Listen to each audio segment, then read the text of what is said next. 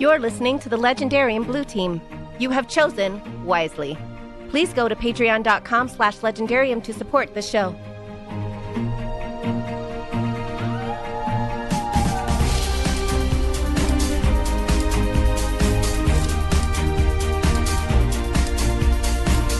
What would your dream casting be for the new Dune? And why in the name of Shai Hulud do people hate Lynch's movie so much?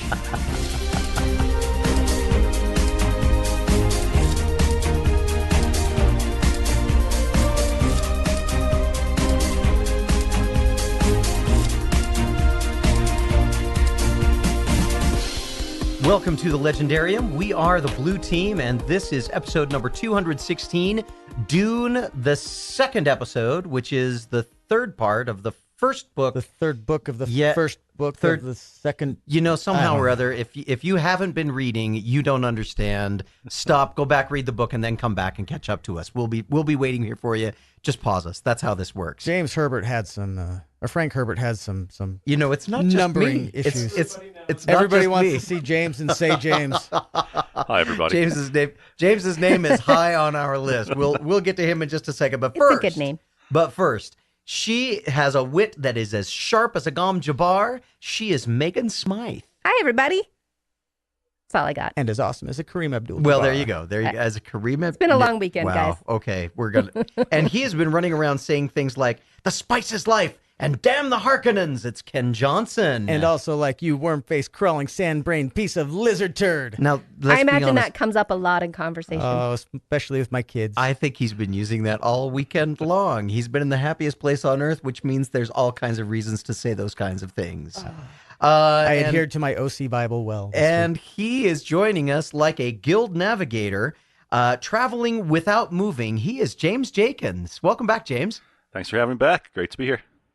Yeah, I mentioned that he is traveling without moving because currently he is joining us through a Google Hangout. So you may not be able to hear any difference on him, but we are looking at his face life-size on a television in front of us and communicating through all of these wonderful technology pieces. It's really cool that technology gives us so many options this way. It's Behold really the 21st century, I swear. I'm just now waiting for my flying car and my self-drying clothes. And my power laces. We will jump right into our housekeeping, but before we're going to do housekeeping a little different this time. Normally if you've been with us on the podcast for any period of time, you know how to reach us, you know about Patreon, you know about Reddit, you know how to find us on social media and different kinds of places. But what you don't know is that we try and pay attention to that, and sometimes we get things from you that we really want to share, and this is one of those times. We probably can't do this every time we get an opportunity. And every time somebody has something going on, but we wanted to recognize this one. Andrew Lobley, who has been a longtime listener with the podcast, a longtime supporter, has a fundraiser to try and fight leukemia. He's calling it the world's greatest shave, and he has a significant amount of plumage, of hair, that he is shaving off in order to raise money and show support for the fight against leukemia. I know most. I'm not going to speak for all of the people here on the panel, but I will say that cancer has impacted people very close to me in the past, including leukemia. I have a dear friend who's one of his children is fighting leukemia right now. Anything that we can do to fight some of these kinds of things and to make an effort is certainly worth the time and worth the money. So we'll put a link on his fundraising, for Andrew's fundraising, up on our page, and you can donate if you would like.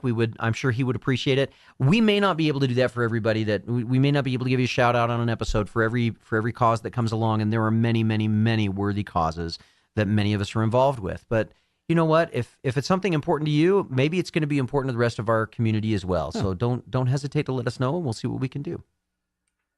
In the meantime, now that we've taken care of housekeeping for this time, now that all the sentimental crap is out of the way, yeah. That's not what I meant. Now that we're done with the crying, let's get to the bloodletting, shall we? It's every week when Craig's in town. Megan and James and I are going to jump in on this as we go along. But right now, Megan and Ken, you've had about what, five days a week, better part of a week? Yeah. Since you finished the book. About a week. I finished on Tuesday. All right. What are your thoughts? What are your initial feelings, your initial impressions? For me, I felt like it ended just really quickly. It kind of ended in the middle of the story, which is a little bit what I expected it to do. I thought that it would resolve the situation on Arrakis, and kind of set it up for the next part of the story. I don't actually know if the next novel is the next part of the story or if it's a retelling of the current story. I don't know. We'll find out. But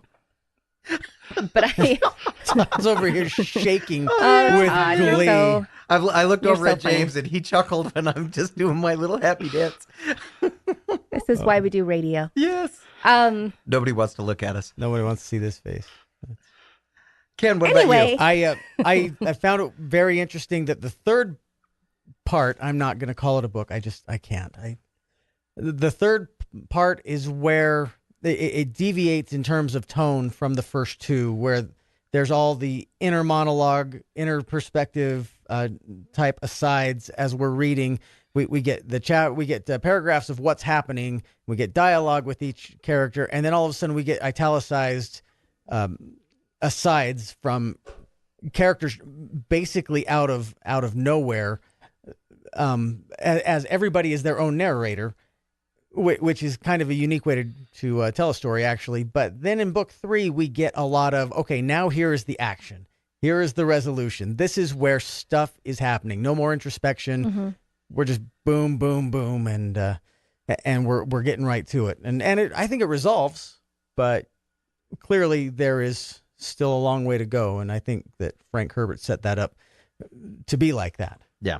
I will say it irritated me just a little bit that they shifted forward in time and they didn't say, oh, hey, we moved forward 3 years. They just kind of intimated, oh, this party that we had 2 years ago. And I'm like, wait, I just read that. I'm confused. Is this a different party? And it just kept referring to things like that. And then it finally says that Alia is like 2.5. Okay, so it's been about 3 years. Hey, all right. Would you like a recap? Oh, sure. As soon as we give James an opportunity, okay, then we'll give. All right. James and I haven't had our chance to talk about this. I'm excited. Initial There are 4 of impressions. us here, Just Ken. excited. I'm just Then we'll let excited. you do your recap. All right. James, what was having read this? This is your second or third time going through this? Second, but it's been probably more than a decade since I've read it. Okay. So almost like the first time again. Yeah, what were your impressions as we your initial impressions? We'll go more in depth, but what were your more initial impressions? So kind of the same as Megan and Ken's. This is the part where it kind of picks things up. It gets a little more action oriented. It's probably for some readers the more exciting part. It's when there's the Fremen are fighting more. We get to finally see stuff with the sandworms. So it's I don't know if this is the right way to describe it, but it's kind of the popcorn part of the book, if that makes sense. Okay. Yeah, no, and for me, well, you know what? We'll get to my impressions a little bit later. So let's. Oh, I will just say I had fun. I'm sorry. I made a face because She did. Megan made a face at me. It's well, like, Todd oh. just made this big deal about how James and he hadn't had a chance to say their piece, and then he was like, "Oh, just kidding. I'm not going to say my Right. piece." What a tease. All Okay, right, keep us in fine. I'll suspense. say my piece. I loved it. Shocked. This entire section feels again like it is really two, for me at least, it feels like it's two very distinct sections. And I both really like that. I like the way that it was handled. I like the way that Frank Herbert handles this.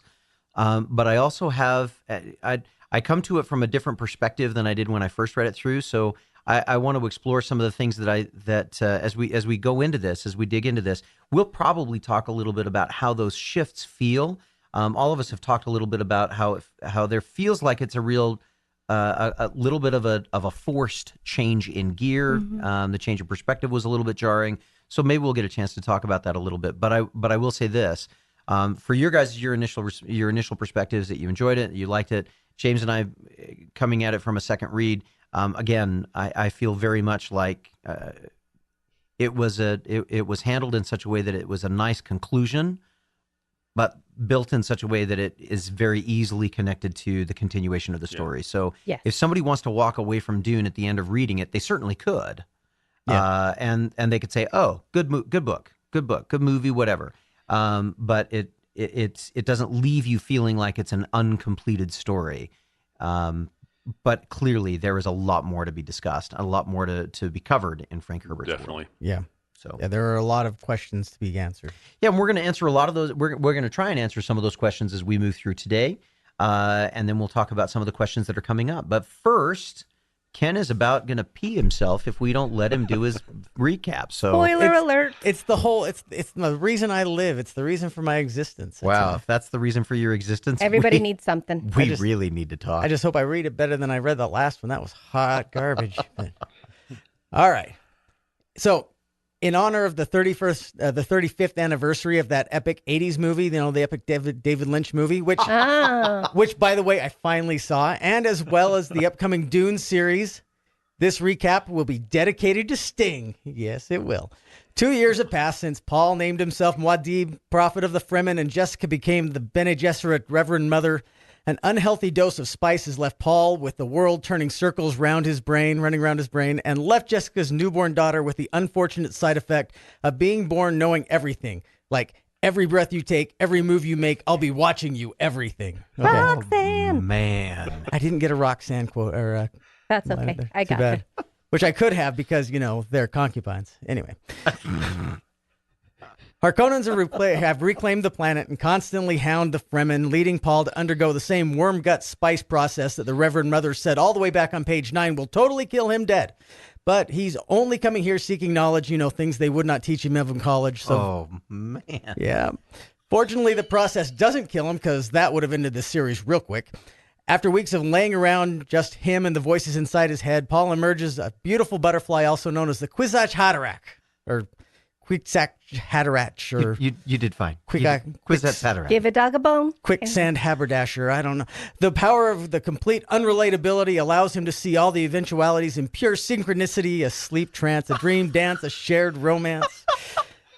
Then everything really escalates. Sardaukar kidnaps Super Sister, but also kill Paul Jr. in the process, and encourages Paul to nuke the shield and Fremen overrun the combined might of the Sardaukar and the Harkonnen, forcing the Emperor to send an SOS to the world. Is that every little thing he does is magic? Everything, every little thing he does is magic. Good job. So he kills Sting, takes control of all the spice, and takes the Emperor's daughter as his queen, but tells her, don't stand too close to me. Because he's going to talk Chani into being his harlot because every little thing she does is magic. There we go. Yeah. All right. So in the end, he's got himself a concubine. He's got himself a wife. He's got all the control of the spice. And he is still supposed to make the world a better place by making it rain or something. So, all right. That's enough of all of that. And if you don't like what I just did, then da is all I want to say to you. So, okay. So all I'm going to say is, that was something. I hope Sting's lawyers don't call us and ask us to cease and desist. If we get of course, actually, I got to tell you, if we get a cease and desist order because Sting's been listening to our stuff and he was mad that we didn't ask for permission, all right. Yeah. I'll take that.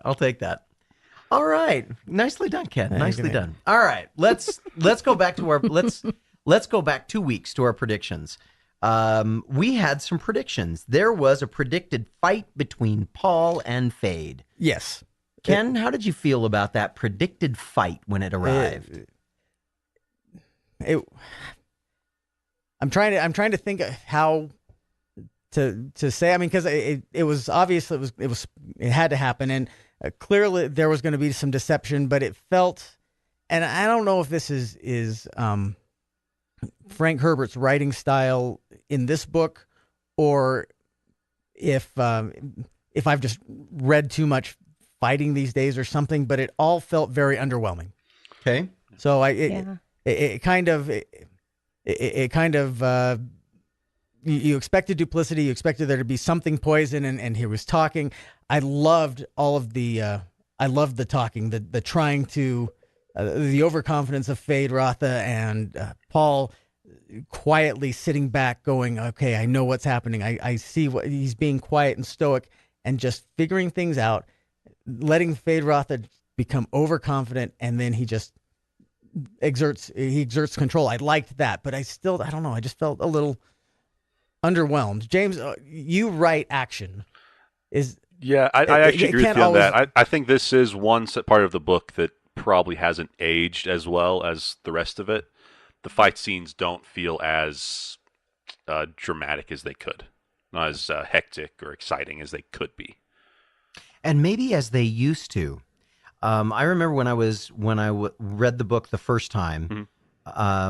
That was one of the big climactic fight between Fade and Paul was one of the pieces that really held my attention. It captured me, and as I read, I think that the difference is that when I read it 30 or more years ago, yes, about the time that Frank Herbert himself was writing it. Go ahead, make whatever jokes you want. But when I read it, it felt like, and I guess it played out in my mind much more kinesthetically. It was much more grabbing.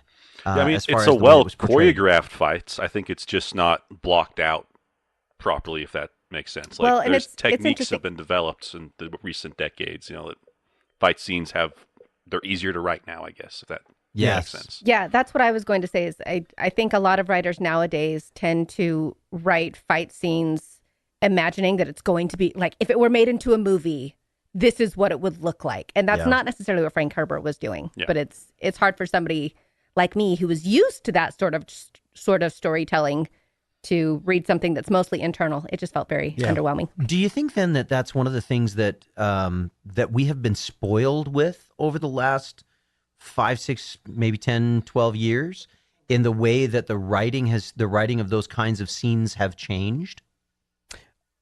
I think it could be perceived as that. I don't want to sound smarter than this point actually is, but it can be perceived like that only in the sense that I agree with Megan, we've all been conditioned to see things as moving pictures in our brains as we're reading.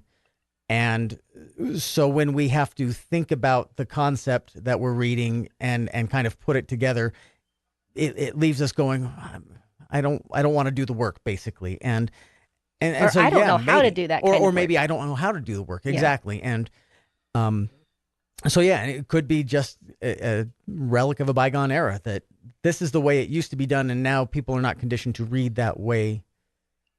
I don't know. We've had our imaginations bred out of us. Heaven kidding. forbid that I bring Wah, up wah. Brandon Sanderson on any of our podcasts, right? That's right. How dare you. But Wait, are you going to spoil anything? no spoilers. But I think Brandon has elevated the writing of the fight scene Oh, yeah. to a level of artistry that Frank Herbert probably never thought about doing. And I will say, in defense, I don't think it's a bad thing. No. I mean, it's not. It's certainly elevated. Not just Brandon Sanderson, but many of the authors these days write a much more vivid fight scene than somebody like Frank Herbert did, and that's fine.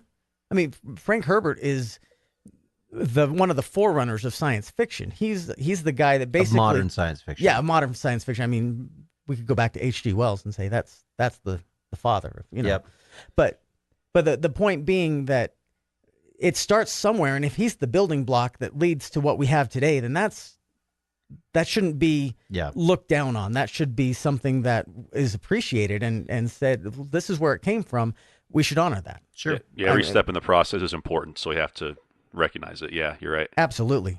If it had not been for Frank Herbert writing the knife fighting that was going on in this book, and this is true not just of this fight between Paul and Fade, but between Paul and Jameis. Mm-hmm. It's true with the Citadel fight or the Colosseum fight between Fade and the slave. Yeah. There are multiple places where we have Frank Herbert giving us the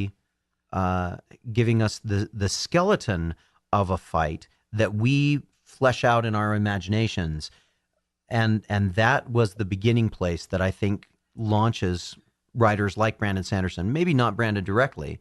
Maybe this wasn't where Brandon pulls his inspiration from, but I think that's the beginning point. That's the springboard Actually, where some of that stuff starts to take off. I have to say, I know Ken's reading my book right now, Fixer. Yeah. The fight scenes in that, like Arthur, his shields, I stole that from Herbert. Like his fighting style is based on the shield fighting style in Dune. I was going to ask you that. There's a very clear example of it at the very beginning of the book when Paul and Gurney Halleck have their little duel, their shield duel, and yeah, I mean Arthur.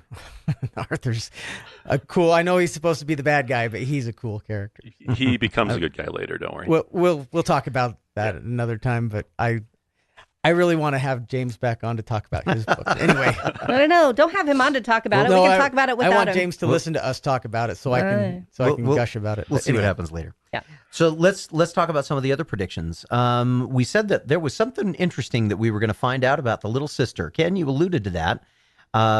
Yes, that little sister is born with the knowledge of all of the Reverend Mothers before her at birth. So, yeah, in the womb, when she becomes conscious. When the Bene Gesserit sisters take the waters of life, which is that worm sludge, worm bile. Yeah, that worm bile to become a Reverend Mother. There are many Reverend Mothers, but to become a Reverend Mother, they take this worm bile, which expands their consciousness, so they have all of the knowledge of Reverend's mother before them, and all of their experiences.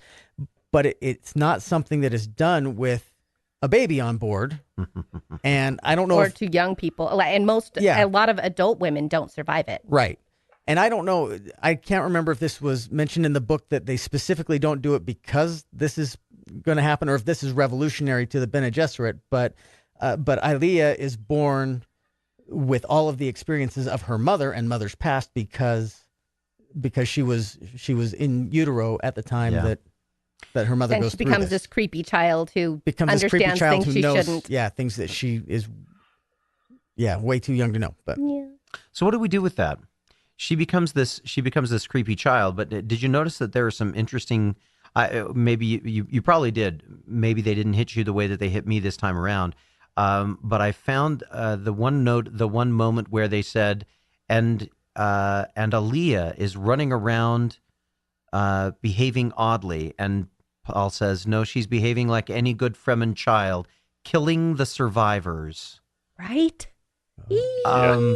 Now, to start with, the fact that that's what they say that the Fremen children would do anyway. But now that we have this 2-year-old, 3-year-old, who is running around basically committing murder, is there anybody else in this room that feels like there's just something a little creepy about that? Even more creepy than being born fully understanding at an adult level of everything going on around you. James, what did you think? Everything about that character is creepy. And honestly, I think that's why I love her so much. I love her as a character. Well, but it's nice to know that we get a moment where we get to see her surrounded by all these other women, and she has a conversation with Jessica and the other lady whose name I can't think of that I want to say is Hannah, but I know. Jameis's wife, right? Yes. Yeah, I forget her name as well. I love that scene too. It's a great scene. She talks about how she loves this little girl and will help the others to understand her and to kind of appreciate her as she is. And you realize that Alia may be an oddball, and a lot of the culture she's growing up in seems to be just really harsh and really severe, but it isn't. These people love their children, and they want to take care of each other, and they really want to understand each other. And so I mean, yes, Alia is super creepy, and that's horrifying that she is murdering her the villains, her enemies. But she, hopefully, I mean, they're doing everything that they can to raise her right and to help her to be a good person and to, I don't know, use her powers for good. So I'm curious to see where that goes. Kenn, how about you? It's just weird to have to see a 2-year-old that has a moral compass already and thinks of other people and has abstract perspective, and it's creepy in that sense. Although I love the way that the Baron gets his.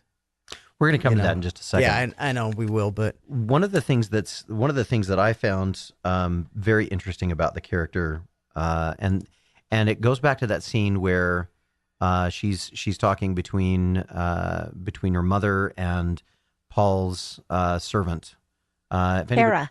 Hera. There we go. Oh, yeah. There we go. And it's when when we get a glimpse into her, and it's not really. Ken, you alluded to this earlier. Frank Herbert switches his writing style. Prior to in books 1 and 2, lots of introspection, lots of things that are going on the inside. Book 3, part 3, he really shifts to more of an observational style. So we get a lot less of what's going on inside, except when it comes to Paul. We get some pieces with Paul. We'll deal with that in a second, maybe. But we get a chance where we get a moment in this interplay where Alia says, "But this wasn't my choice." Yeah, I wanted to talk about that too. I want to be. I just want to be a person and not a thing. And she communicates, and I'm badly paraphrasing this. I'm paraphrasing pages of dialogue into a couple of sentences. But she has this moment where she is expressing to all of the rest of the people around her, I don't want to be seen as a thing. I want to be seen as a person. What does it take for you to see me as a person and allow me to interact with all the rest of you? Did anybody else feel that? Recognize that? Was that off-putting, or was that something that I picked up maybe because I was looking for it this time around? No, one of the passages that I highlighted, because you said you were paraphrasing a bunch of things, but Jessica says, "It was a cruel thing. No being should wake into consciousness thus. The wonder of it is you could accept all that has happened to you." "I couldn't do anything else," Alia said. "I didn't know how to reject or hide my consciousness or shut it off. Everything just happened." "We didn't know," Hera murmured. "When we gave your mother the water to change, we didn't know you existed within her." "Don't be sad about it, Hera," Alia said. "I shouldn't feel sorry for myself. After all, there's cause for happiness here." And it made me think, I mean, anytime somebody feels other, it's a little bit isolating. Mm-hmm. And I think sometimes about like conversations I'll have with my married girlfriends, because I'm single, and I have these girlfriends who they have children, and they're, and they'll look at me and they're like, "Oh, Megan, your life didn't turn out the way that you thought it would or that you wanted it to, but you just go on and you do all these things and you're so happy and it's just so amazing." And I'm like, well, what was my choice? Like, it's not 1832. I don't have to stay at home and knit. Like what else am I going to do? And do you knit? No. I'm just checking. I knitted one sweater once. You could have been an Antiochian gunfighter. Oh, that would have been amazing. There's still time. But I understand that on the one hand, they're trying to like understand my point of view and build me up and kind of make me, into this hero. It's like, you don't get to be a mom. You don't get to have kids. But look at all these other things you get to do. And it's like, that's awesome. And Alia's they're kind of doing the same thing where they're like, "Oh, I can't, like, that's just so horrible that this happened to you. And I just can't imagine that." And she's like, "Well, it's my reality, but there are good things." And I love that she also has that little moment of realization. That's not exactly answering your question, Todd. No, but I love it. I appreciate the perspective. That makes a big difference. And it's okay to call yourself a hero. I am a hero. I'm the only hero in my own life. Well, we are all the hero in our own books. We should be. James, how about you? As you're reading through Alia, did you respond to her differently the second time around than you did the first? Yeah, I definitely think I did. I appreciated her more as a character. Like I said, I think when I first read it, I was 15. So like it didn't really stand out. I couldn't really comprehend the fact that this 2-year-old has all the knowledge of, however many adult women before her. But this time around, I was able, you can't really relate to that, but I could appreciate a little more that, yeah, she has that other aspect to her. And that made me just really, like I said, I really like her character. And I feel like I liked her a lot more this read through. Yeah, I think that there's we get a glimpse, and I think this is true of most series that you go through, that you read them the first time and then you come back and you go back through and reread, and if they've really been artfully done, you find things, you find hints, you find clues the second time through that lead you to understand things a little bit differently, that show that the author was leaving those kinds of breadcrumbs for those who would be willing to find them. And I think there are some really nice ones that he leaves. I'm going to leave those alone for right now because we'll talk more about them when we get into Dune Messiah. Obviously, these characters are not done, and so I think we're going to find that there are some really interesting hints that are being made here that are coming back later on in some other places. So hopefully that's not too much of a spoiler. Hopefully that's more of an enticement to stay with us as we go into Dune Messiah, because we're going to have a lot more fun with that too. Fine, I'll keep reading. Yeah, that's how it Just goes. kidding. I love it. I want to see if we have any Reddit questions that we want to ask before we continue on with some of our prediction questions. We have many. In fact, I wanted to get to Abe Lincoln Froman. I still love that name. He asked, I assume he, because why not? Because it's Abe. Because it's Abe. Asked this during Dune parts 1 and 2, but I wanted to hold it over until part 3.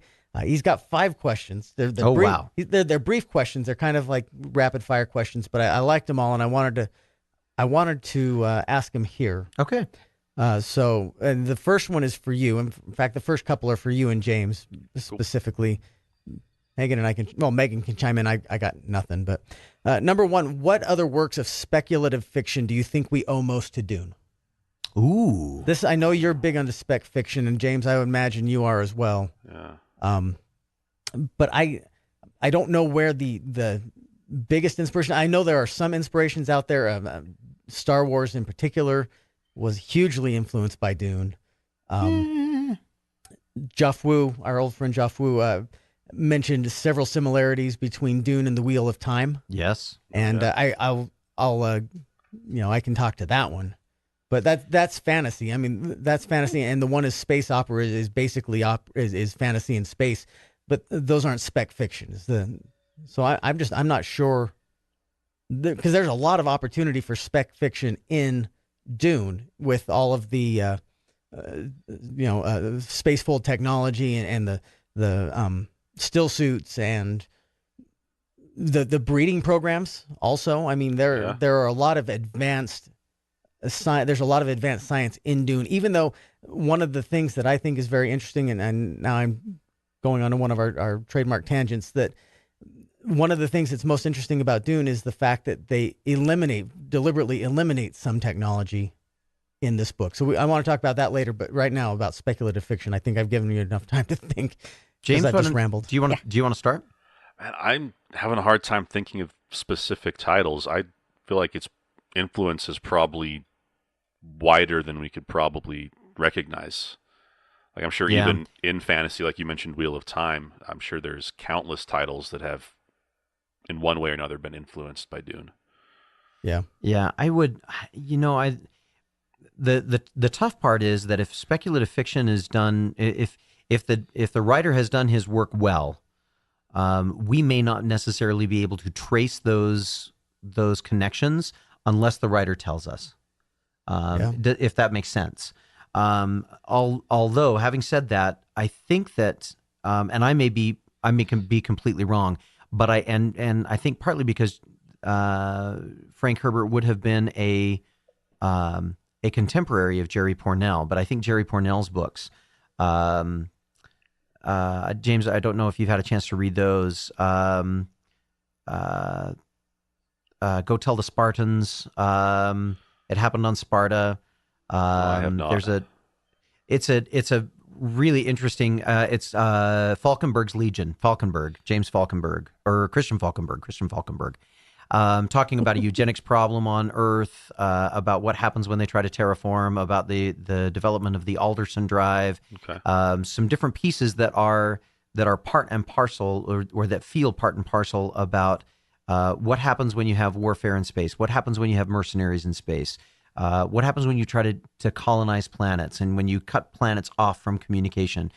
There's some really interesting things. It was also very heavily influenced, I think, by some work that was going on with Robert Heinlein, who we've talked about here on this podcast before, and also by what was going on during that period of time, 1960s, the Cold War, everything that was going on during that period of time that was so much a question of, will the world even survive to the year 2000? I think those might be. Again, I don't know if Jerry Pournelle was directly influenced, but certainly coming out of the same time period, and lots of similar questions answered slightly differently, but with a little bit of a bend. So maybe some of that. I like that. Abe has some questions, some other questions, but I want to save them till later when we get past some of the heavier stuff, when we start talking about the movies and the upcoming casting and stuff. I want to talk.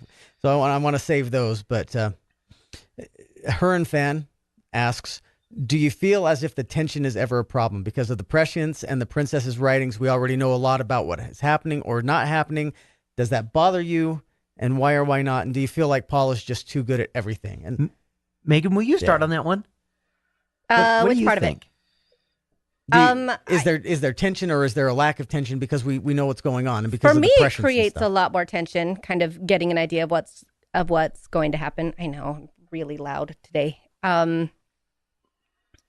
Maybe I just have a personality where I'm stressed out all the time. But it was one of those things I may have mentioned in the previous podcast, where knowing from the beginning that Dr. Yua was going to betray everybody, like then I was just because it didn't happen for 500 pages. And I just, every time somebody would mention his name, be like, what if he's the bad guy? No. And then I just want to throw the book at the wall. No, I didn't do that ever. So, James, how about you? Did having the Prescience and the Empress Irulan and all of those kinds of things, did that build it? Did that remove it? Did that change your perspective? Having read it once before, you see things differently. What do you think? Yeah, so kind of in the same way as Megan, I think for some of the characters, it builds that tension. It's kind of like when you're watching a horror movie, right?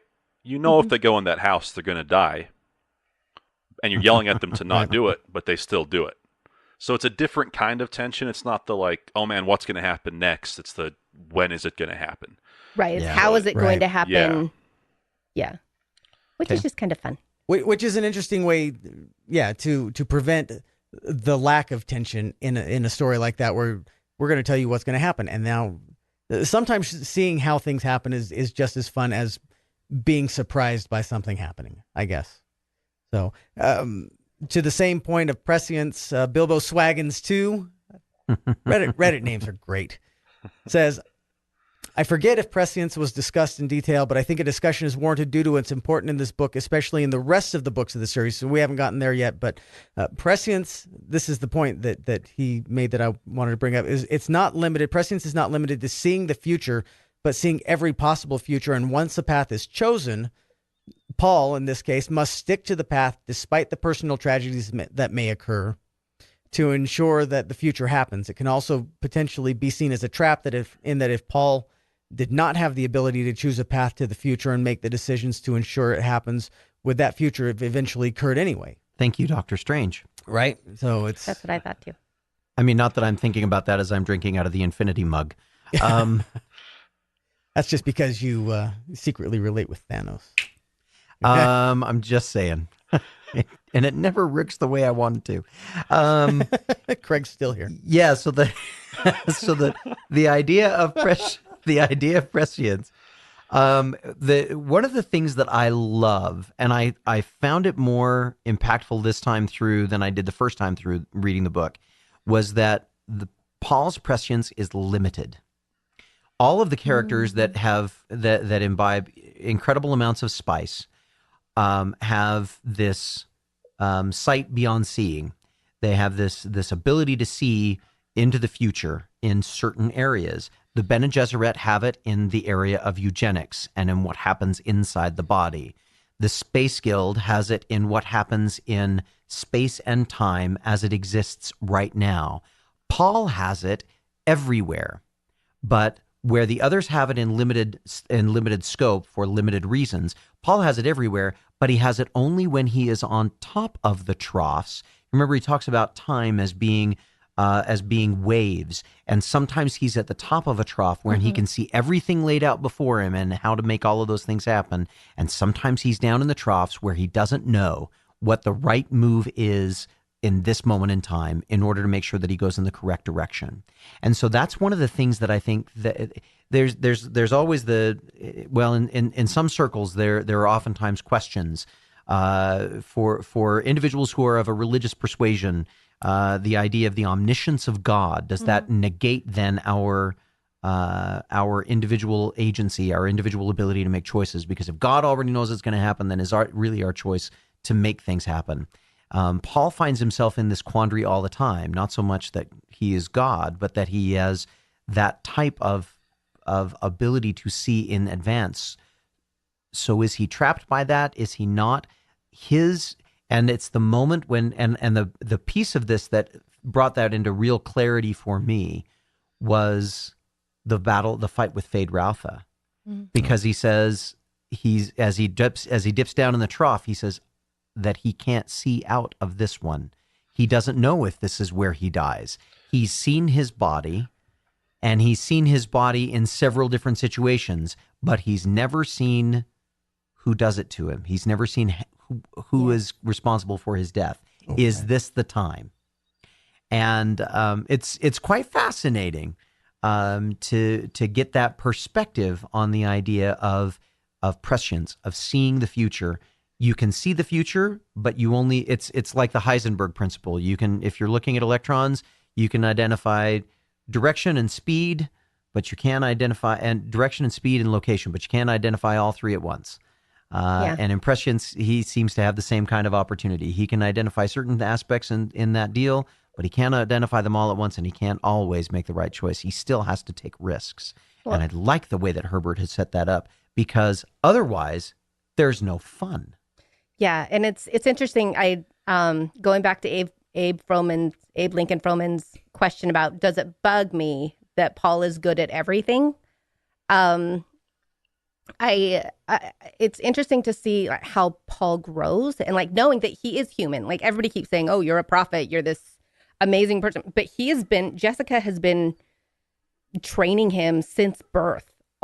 All of Halleck, everybody has been training him since birth to become who he is. And, Jessica was hoping that he'd be the Kwisatz Haderach,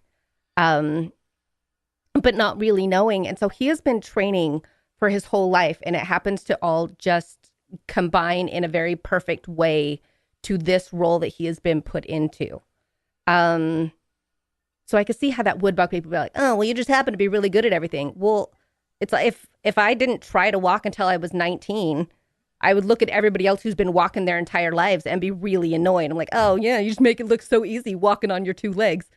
But Paul has been he's been training. He's been working on. He's been trained, but he's also been bred. Yeah. And when you put those two things together, it'd be like fighting. It'd be like looking at someone who has all of the giftedness of a PhD level mathematician combined with an Olympic level athlete who just happens to be the best decathlete that the world has ever seen. Right. Since before and after Bruce Jenner.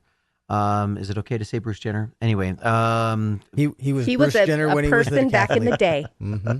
So yeah, I think I personally say Jim Thorpe. I think that we'll go with Jim Thorpe. Any other questions before we move on? We've got a couple more. We've got a couple of other things that we need to talk about, and we're kind of running out of time. I got one that I wanted to talk about anyway, but low significance. His question is, or her question is, high significance to me. In our world of rapidly more ingenious scientific inventions, do you think Dune is so well received 50, 60 years on from its publication because it doesn't suffer from any of the outdated feeling science fiction technology, the kind of thing that we might feel if we watch Back to the Future? And the reason he asked that is he points to a New Yorker article that says that Frank Herbert makes a good decision by excluding computers and robots from Dune because these two things are the present or relied upon trope in science fiction novels. So their absence, does it make it feel less dated, I guess, or does it make it feel more relatable to today, or does it keep it from being dated that we're not using computer language and all of that? And I think partially it does. I think it also speaks to where Frank Herbert was writing from, because he's writing these books in the 60s, and artificial intelligence take over for whatever reason, or the rise of the machines and all of that was a real scary proposition or a prospect for people in the 60s for whatever reason, with automation and stuff, technology advancing rapidly. Everybody, from when I was a kid and beyond, was always like, "Oh, computers are going to take our jobs," and everybody's going to have a robot to do all their work for them and all that. And it was a thing that people were really worried about. And I think that's part of a thing that comes through in his writing is that we got rid of all the computers that could think like people. So we had to create people who can think like computers. Yeah. That sort of thing. But we don't know why. And that was Are one we of the gonna things. find out why? That was one of the things about Dune that was kind of interesting is that it was hinted. There's a piece in Dune that hints to the Butlerian Jihad. And James, have you read any of the prequel pieces that Brian Herbert put together? Sort of familiar with them, but I haven't actively read any of them. So we won't talk about it on this particular podcast, but I will say this: there is much in the universe of Dune that is available to be discovered after we finish these first 4 books in the series, and there are a lot of pieces of that inform and that illustrate why he makes some of the choices that he makes. But I don't know if it's the reason that it is still relatable today. I think there are others. You're saying wait until book 3 or 4 or 5. I'm saying wait until book 16. I will say it's nice that he doesn't include aliens. It's nice to have a space story that's just about humans. Yes. Well, that's because you've never seen a third stage guild navigator yet. Firefly. So it's like Firefly. So let's go back Why really are you quickly. like this, Todd? Because I just am. That's how I live. Let me ask a couple of really quick yes/no questions. Riding the worms. Were you happy with that? No. Yes. Okay. Megan was. Kenn wasn't. Kenn, why not? I think it goes back to our discussion earlier about having an image in your mind or about pictures painting in your mind, and it left me underwhelmed. Okay. I mean, it worked out fine, mechanically, it worked out fine, or structurally it worked out fine. But I expected whooping and hollering, I guess, kind of like, yeehaw, I'm riding a worm, or something. You were expecting an 8-second ride, and instead what you got was a 23-minute journey across the desert based on irritation of sand. It's like, cool. Yeah. You and Anakin Skywalker, you hate sand. Okay. Gurney Halleck and Paul's reunion. Did you love it or did you hate it? That I liked. Me too. Yeah. James? I always loved that scene. I love Gurney. Yeah, Gurney's fantastic. I love that he was played by Patrick Stewart in that 80s movie. So I just think of him, I'm like, oh, you young pup. Continue. Okay. The idea of the Princess Irulan becoming his royal consort, love it or hate it? Understand it. I didn't love it nor hate it. And I guess it didn't surprise me either, because there was no way he was going to give up the woman he actually loves. And it was an interesting symmetry that he takes a consort or a concubine, or I called her a harlot, but just similar to his mom, and then she gets that gushy last sentence in there about they'll call the concubines wives. We are the ones they will call wives. Yeah, it's like, oh, whatever. But Hate it. yeah, really Hate it so much. 'Cause Okay. he's like, yeah, I'm never going to touch her. You're never going to have anything. You're just going to be my wife. And it's like, that. She is a person. What? I understand that she is a political pawn and she's been raised as a Bene Gesserit. And so she's, familiar with this. But that is cold. Get to know the woman. and by the way, I mean, I know we're not into predictions yet, but no good will come of that. So Not that. Well, we know she becomes a historian, but it's like, Yeah, I mean, ugh, she what else writes- does she have to do, jerk? Yeah, but I don't know what is going to happen, but no good will come of that. So wait until book 2. So the last question that I have, the schizophrenia of Paul. You like it or you hate it, or do you know what I'm talking about? I thought it was kind of boring. Ken's Am giving I- me a weird look. I- James, I'm do you know not where sure. I'm going with this one? I'm not 100% sure. Okay, so this was Did you like it, James? he's I not mean, maybe. 100% sure. I need a clarification first, I think. Yes. Here's my thing, and this is the one thing that when I was reading the book, keep in mind when I was reading the book the first time, I'm reading it from a very very rigid, from a very honorific background.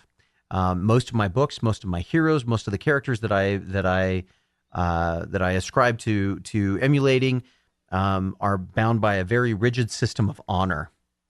And we get to the end Okay. when Paul instructs when he's talking to Gurney Halleck, and he's talking to Stilgar, and he's talking to the Padishah Emperor, and he's Paul Muad'Dib, but he's also the Duke of Paul Atreides. He's also a member of the Houses of Chome. And he uses these. He almost puts them on as pieces of clothing and then takes them off again when it suits him. The part that for me was the most striking was when they enter the palace at Arrakeen, and he starts going through and he says, "I see several Harkonnens in your party," and the Emperor says, "My party was promised safe passage." And he says, Duke Paul Atreides promised you, not Paul Muad'Dib of the Fremen. And we have a greater claim on the Harkonnens at this point than your politics will allow. This idea that all of a sudden he can shift that however he chooses just by deciding who it is that he wants to speak as. That part for me was the most difficult piece to deal with as a late teenager, reading through this and looking at it. Coming at it a second time, I read it and I say to myself, yeah. And the reason that I do is because this is the universe that Frank Herbert built. It's a universe of expectations and titles and of politics. And throughout the entire book, and I wish I'd seen it better when I was a kid, but throughout the entire book, the conversations are all about power. Mm-hmm. They're all about getting, using, maintaining, keeping, and pushing people away from power. And in that case, as I read it, I'm very impressed with the way that it was written. I'm very impressed with the way that the character handled the situation, because he understood the environment in which he fought, both as a Fremen fighting against Harkonnens in the desert and as a politician in the midst of all of the intrigue that would be surrounding the galaxy-spanning political court that he would have to get into. I loved it. So he is now showing that he is ready to move on from this planet and take the next step. He is no longer a child. He does not have to be handled as a child, and he is ready to take over as an emperor and do what emperors need to do. James, did you get that? Did you get that same sense when you were reading it through this time? Not quite to that extent, but I did kind of appreciate just the way he just maneuvered everybody in that room exactly where he needed them to get exactly what he wanted. Up to and including Fade Routha declaring Canley. And shouting out and asking for Canley, because up to that point in time, that was a ploy. It was a feint. That's a phrase that Herbert uses over and over again, and he's going to use it all through the entire series. A feint within a feint within a feint. Plans within plans. Very obviously, things set in motion to goad other people to taking action that he wanted them to take, whether it's because it's prescience or just because it's really good politics. I'm not sure, but I liked them both. Okay. Do we have time for a little bit of level 1, level 2, level 3? Yeah. Okay. I won't belabor this one too much, because we're going to be able to talk about level 2, about some of these level 2 and level 3 things as we move through. I talked a little bit about the level 2, the level 2 or the level 3 idea about identity, and honor and what that means. And I while I from a stand of appreciating literature and appreciating the way that Frank Herbert wrote it, I have to admit, I look at it and I say to myself, do I want to be that kind of person? Do I want to be the kind of person that promises one thing because of this role, and then says, "But now you're talking to somebody else, and so this role allows me to break my promises." That was a really interesting kind of a level 3 conversation, and really it's dealt with in a couple of times. He deals with it when he talks about the difference between how he's going to handle Stilgar, and whether or not he's the Duke of Arrakis, or if he is the leader of the Fremen.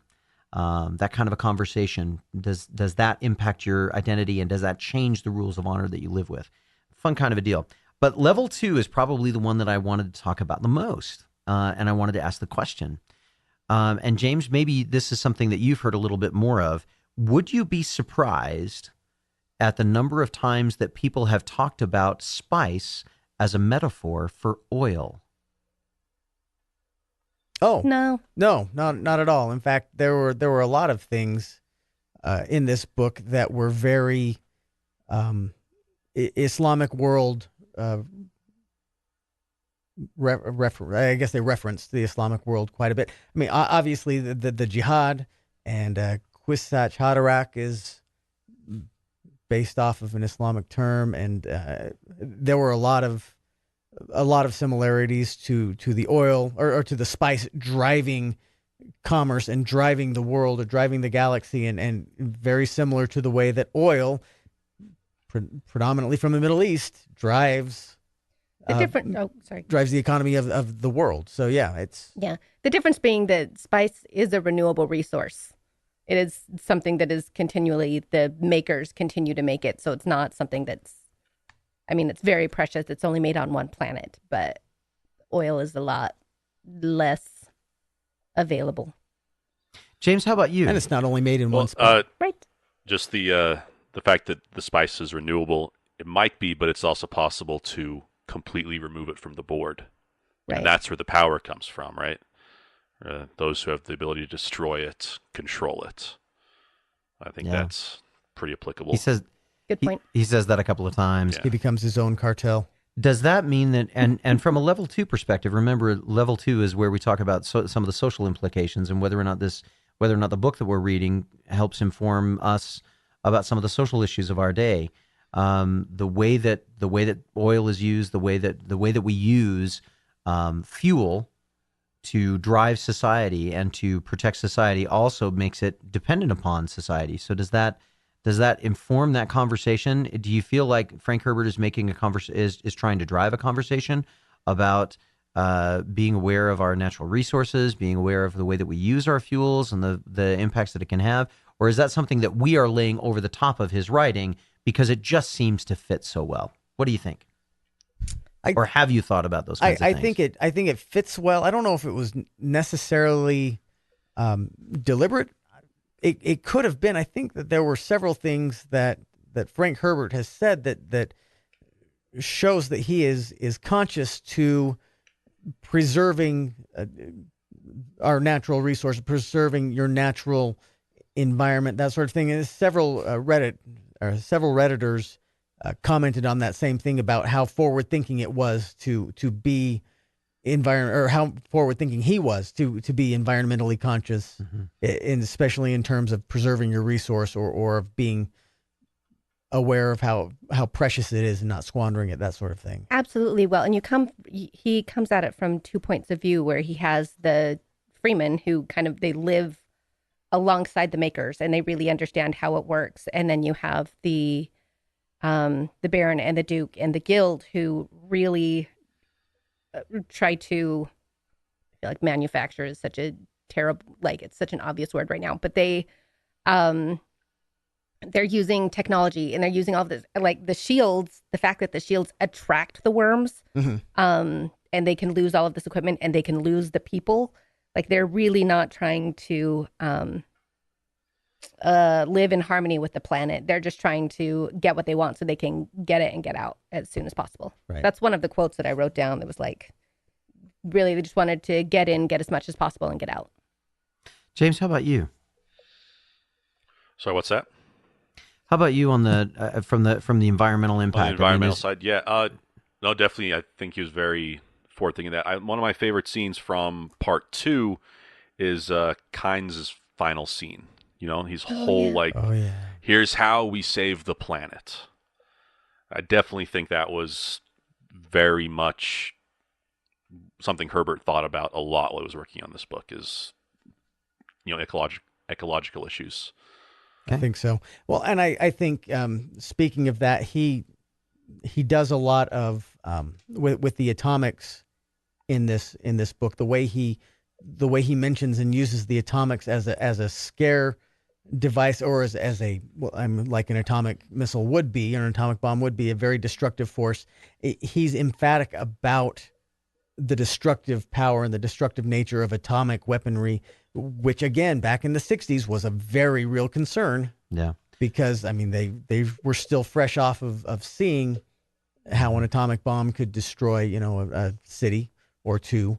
And so even in this, when Paul uses them, not against people, but against the shield, they still freak out and say, you can't use those against people. And he does his talking out of both sides of his mouth thing again and says, oh, I didn't use them against people. I used them against the shield. And, Yeah. And gets away with it. But by the way, all the double talking is going to get, that's another one of those things. Is that one of your predictions? Yeah, that's another thing that's going to get him in trouble. So anyway. It's going to keep it a mystery to me, though, because I don't always read between the lines in those things. I'm like, what? Okay, you do you. Well, I don't either. I'm just reading. I'm the level 1 guy, remember? So. Yeah. Do we have any? Let's see if we've got one or maybe two more Reddit questions. I want to talk about before we go. I want to talk about the movie and about the upcoming movie. Okay. If we want to talk about those, let's go back to Abe Lincoln Froman. The best. Abe Lincoln Froman asked, these are the two questions. Notwithstanding the recent cast announcements, what would your dream casting be for the new Dune? And why in the name of Shai Hulud do people hate Lynch's movie so much? James, why don't you take a stab at some of this first? I'll follow you up. For the new movie, I'm totally okay with it because Jason Momoa as Duncan Idaho makes me so happy. Ooh. I'm kind of excited about that. As the Lynch movie goes, all I remember is, just like with the book, that final fight scene between Paul and Faye is really boring. The rest of the movie I really liked, but that final scene always kind of just leaves me feeling a little wanting.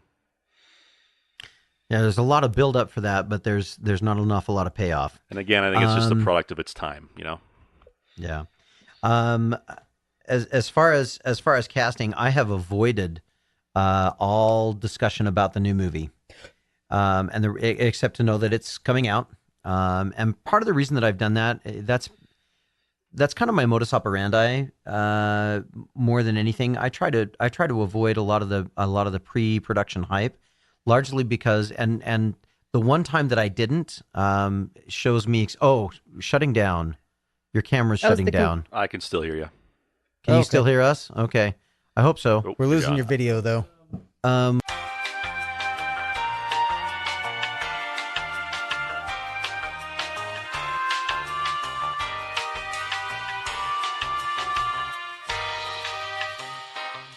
right. Okay, now we're back.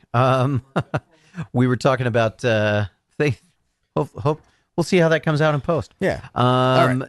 we were talking about getting stung by the pre-hype stuff. I just recently have become very disappointed that the Kelvin universe for Star Trek is killed because of all of the conversations between Chris Pine and Chris Hemsworth, who've decided that they are now worth so much more money, even though they had agreed and signed contracts and blah blah blah. So that's why I avoid. What? Oh, sorry. Yeah, haven't you heard about that? You're gonna have to explain that to me later. I'll talk to you about it later. That's why I avoid the pre-hype. Until they are releasing trailers, I just blow things off. I say, yeah, whatever. And so I haven't been paying any attention to the new new Dune film, the new proposed Dune film. Okay. However, if I were casting that new Dune film, and I'm trying to remember, and you're catching me off guard, so I haven't had a chance to look this up. But the actress who plays Donna on Suits, I would totally cast her as the Lady Jessica. Somebody out there is going to know that. I can't open my iPad to look for that, or I'm going to lose my notes. I don't know. That is. she would absolutely be my choice for going for the Lady Jessica. Sarah Rafferty. There you go. Oh, I see it. Yeah, she would be ideal, I think, as the Lady Jessica. As far as Paul, not Adam Driver. No, Adam Driver's way too old. He's way too old to be. That's the problem. He I don't know. He could be a good Raban though. Raban. Bond. Maybe. If we're talking about Paul and he's supposed to be a 15-year-old kid, yeah, let's throw Tom Holland into the mix. He's playing Spider-Man so well right now. I'd prefer an unknown. I would get someone too. we don't know. And yeah, that way I don't have to say I think it should be this person because I don't know who it should be. I don't know. Makes sense to me. But as far as why the David Lynch film is hated so much, I think there's a couple of really interesting things about that. The first one is that there are some things that they inserted into that film that never showed up in the book. And I always get irritated with that. One of them was the weirding modules. James, do you remember the weirding modules? Off the top of my head, those no. gun things? So those are the gun things, and they attached them to their vocal cords. Right, and used sound as a weapon. You say something, and they said, and they had that big training thing. We will teach you to use we will teach you to use sound as a weapon. Certain words are killing words. And they were in there, and the guy says, "More deep." My name is a killing word. That piece was so unnecessary, so not inclusive, and they could very easily have just talked about the prana bindu training, the weirding way of, yes, you become very aware of all of your muscles and everything that's going on, and that's what you do. That's the weirding way.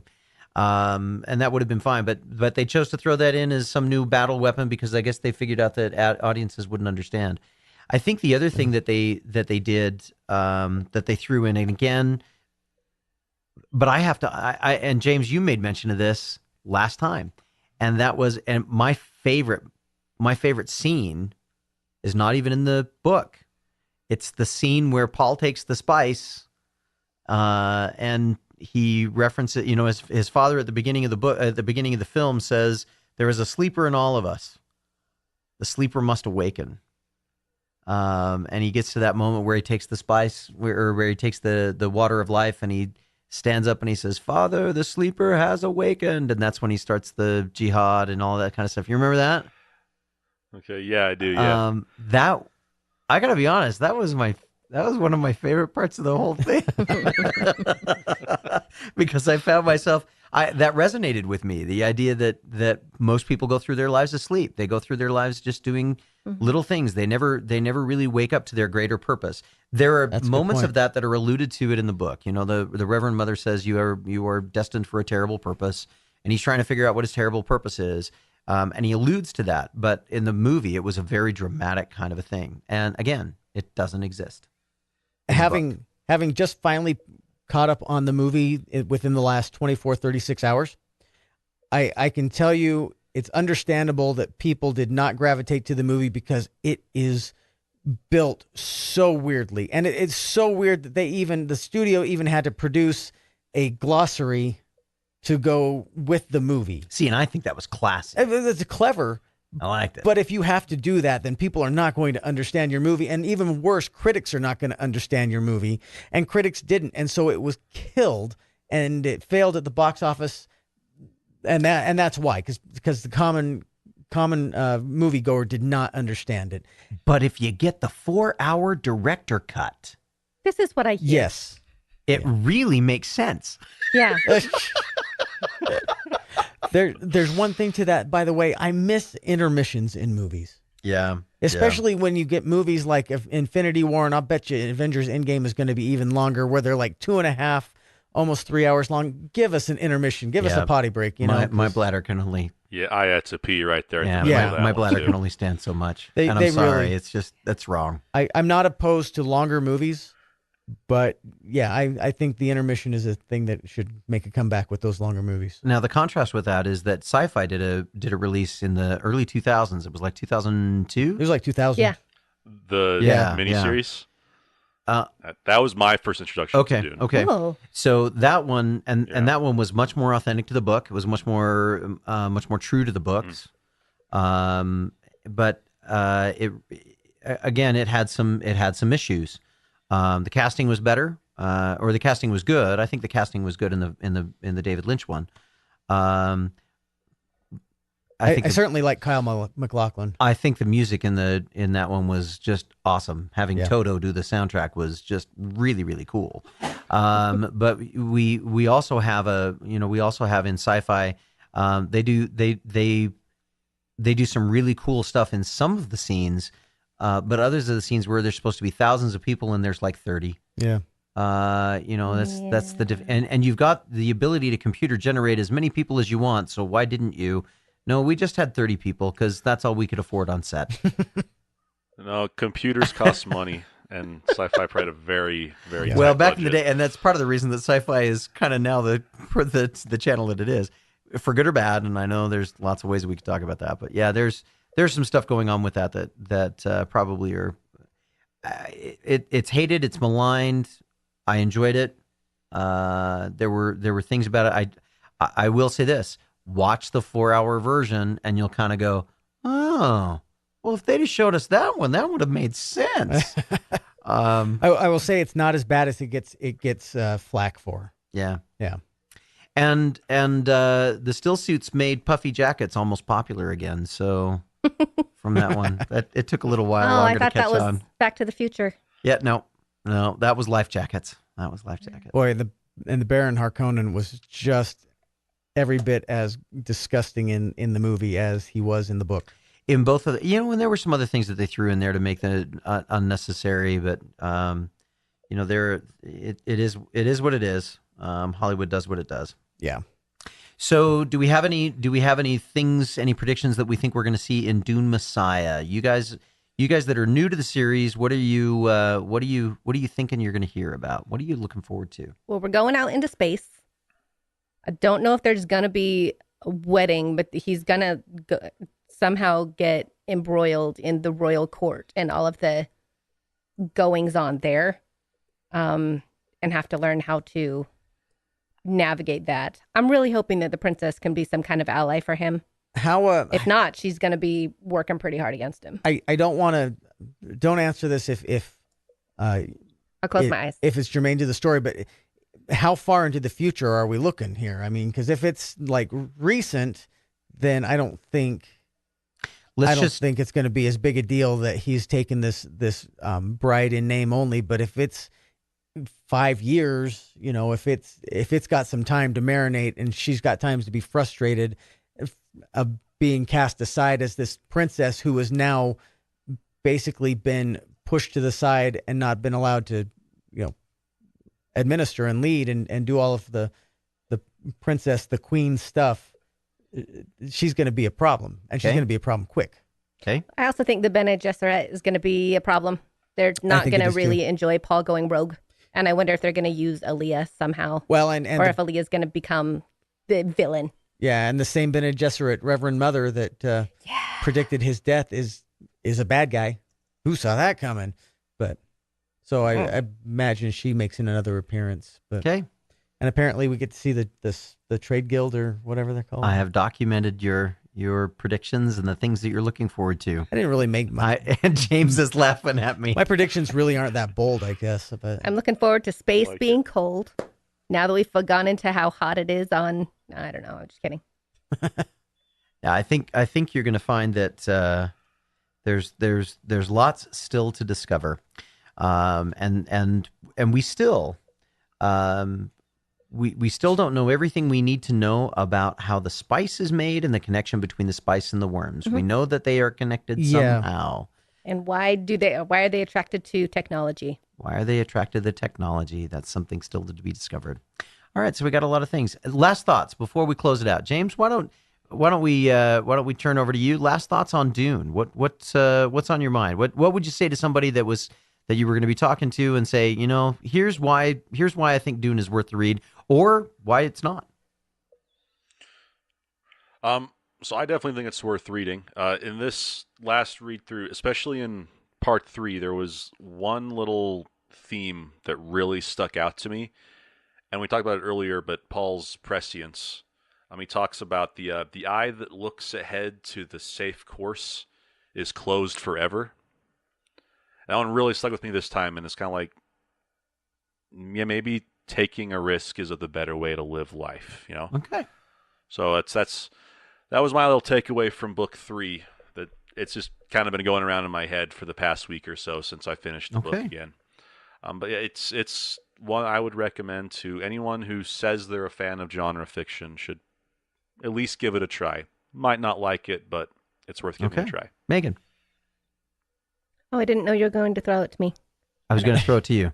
Megan. Let's cut this out in post. Yeah, That's what we do. That's what we do. Kenn, why don't you go? I wanted to toss this out. It was a question that was posted a couple of times that we didn't really touch on, but they asked about this being science fiction versus science fantasy, or being versus fantasy, and I think really with rare exceptions, science fiction and fantasy are kind of just two sides of the same coin. They basically run the same course. They just the scenery as you do it is a little bit different. And so yeah, I would call this science fiction mainly because there are things that are driven in science, like the still suits, like the genetic breeding, like the interstellar commerce and the way those things work. And you're not cooking every meal over a fire. But there are a lot of things that are fantastical in nature, like the world that they are on. They're in this desolate world, like the natives that they have to become involved with and become part of their tribe, and everything is fantasy and science fiction really are. I mean, they're two names for basically the same thing with different set dressing. So yeah, if you want to call this fantasy in space, that's fine. I don't have a problem with that. Okay. Megan, do you have something now that you want to say? No, I don't. I'm enjoying this read. I'm excited to see what happens next. Okay. And for me, I would just say, if you, like James said, if you're a fan of the genre, if you say that you're a science fiction fan and you have not read Dune, you probably are doing a disservice to yourself. It is a hallmark of the genre, and it is as a pillar of modern science fiction, and it's worth the time to read. Yeah. And there is lots to enjoy in the book that is not just the science fiction, that it really is an informed storytelling process on lots of levels. James, we didn't prepare you for this, but just real quick before we close out, do you have an elevator pitch that you would give us for the books that you're writing that maybe you could give the listeners as part of your, because this is the last time that we're scheduled to have you with us. Do you want to give us a quick elevator pitch on what your books are? Yeah, if I actually have a specific one I'd like to pitch, if that's okay. It's not necessarily one I wrote, but my little personal imprint is releasing an anthology collection at the end of February, and it's a charity anthology going to benefit suicide awareness and prevention. And the book's called Where There Are Dragons. Wow. It's a mixed genre, meaning we got everything from literary fiction, science fiction, poetry. We got some bizarro in there. So there's at least one story that every kind of reader might enjoy, as well as one of my own. But yeah, I think if I could, that's the one I'd like to pitch, Where There Are Dragons. And that can be found on Amazon? Amazon. Pre-orders for the ebook are available now at Amazon, Barnes & Noble, Apple. Very cool. Wherever you can find books, All you right. can probably find it. Go check it out. Well, James, thanks very much for joining us on this. You've been a delightful guest. We've enjoyed your insights. And as Kenn has indicated, a couple of us are reading for you right now, and maybe we'll set something up with that somewhere down the road a little bit. Yeah, hopefully you'll like People where go that get one Jack goes. Bloodfist. In the meantime, make sure you keep your Christ knives sharp, or may your blade chip and shatter, whatever it is that you want to say as you're walking away from things. We'll see you next time on The Legendarian.